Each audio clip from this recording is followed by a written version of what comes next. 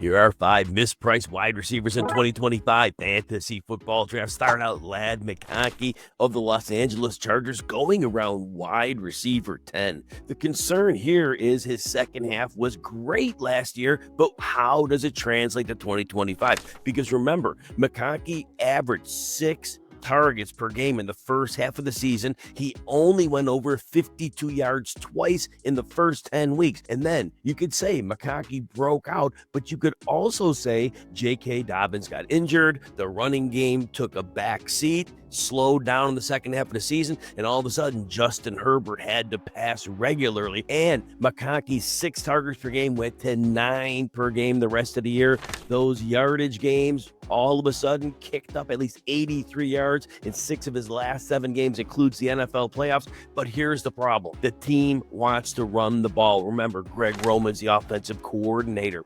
We're going to have a little bit of Marion Hampton at some point, Najee Harris. Here's a bigger problem. McConkey was already going to likely see closer to that 6 targets game than the 9, and now the team signs Keenan Allen. Yes, Keenan Allen's an aging player, but McConkey and Keenan Allen run similar routes. Both have the great trust of Justin Herbert. This caps McConkey's ceiling. Even if Keenan Allen gets 70 targets this season, many of those would be targets that McConkey would see. I was already out on McConkey at cost.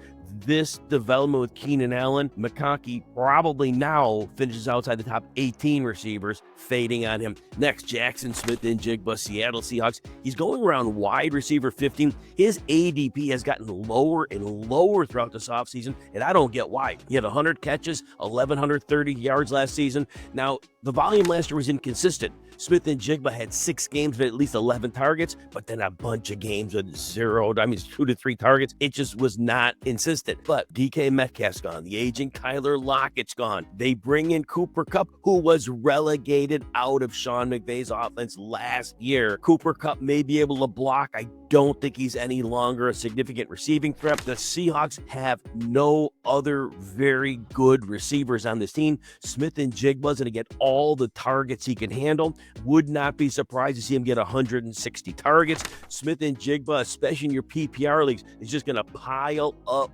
points. And I know the ADP at wide receiver 15 seems aggressive, but in PPR, he should end up as a top 10 wide receiver. If you're enjoying this breakdown, take a second, hit like and subscribe. It helps RotoWire keep that fantasy advice coming your way. If you want even more RotoWire's tools, rankings, and insights, you got a 15% discount. You go to rotowire.com. You choose your subscription and use the code YouTube15 at checkout. All right, next we got Xavier Worthy, Kansas City Chiefs, going around wide receiver 20 to 22, and that's an overpay.